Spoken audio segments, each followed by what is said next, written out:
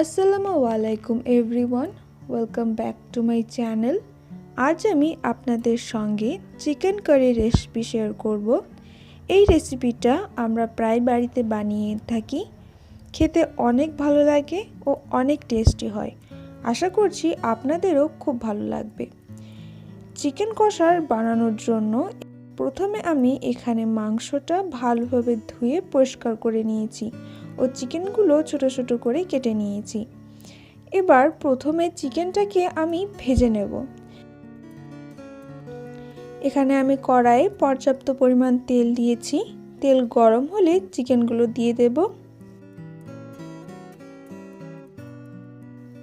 Half চামচ মতো লবণ দিয়ে আমি মাংসটাকে খুব ভালো করে ভেজে নেব।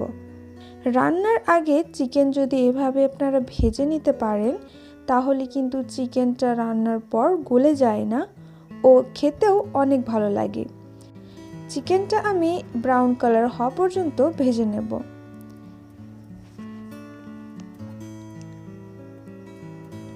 দেখুন আমার ভাজা হয়ে গিয়েছে। এবার আমি এটা তুলে নেব। আর এখানে যে তেলটা আপনারা দেখতে পাচ্ছেন এটাকে আমি ফেলে দেব না, এটাকে আমি ব্যবহার করব।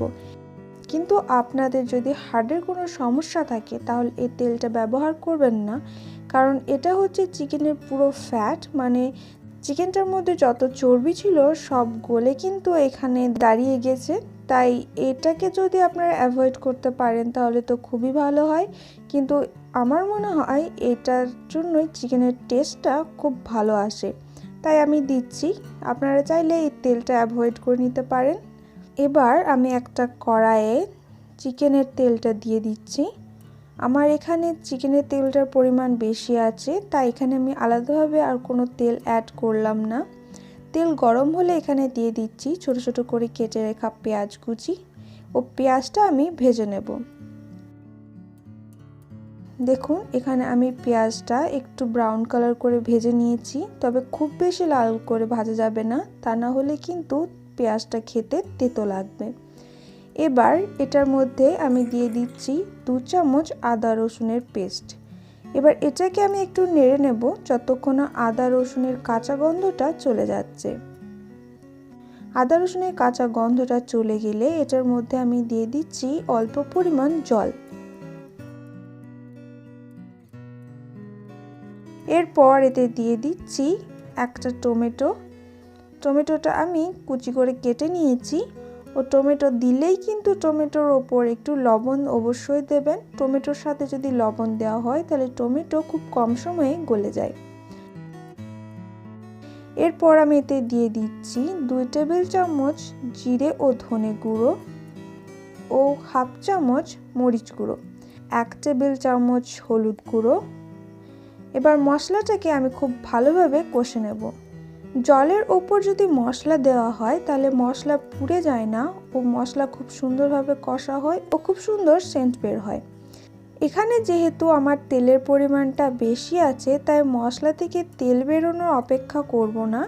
আমার মশলা থেকে যখন মশলার কাঁচা গন্ধটা চলে যাবে তখনই বুঝে নেব যে আমার মশলাটা কষা হয়ে গেছে।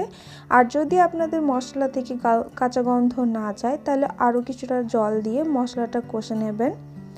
আমার মশলা কষা হয়ে গিয়েছে। এবার আমি এটার মধ্যে ভেজে রাখা মাংসটা দিয়ে দিচ্ছি। ভেজে রাখা মাংসটা দেওয়ার পর আমি মাংসের সাথে মশলাটাও খুব ভালোভাবে 5 থেকে 10 মিনিটের মতো কষে নেব। গ্যাসের ফ্লেমটা আমি এখানে মিডিয়াম রেখেছি।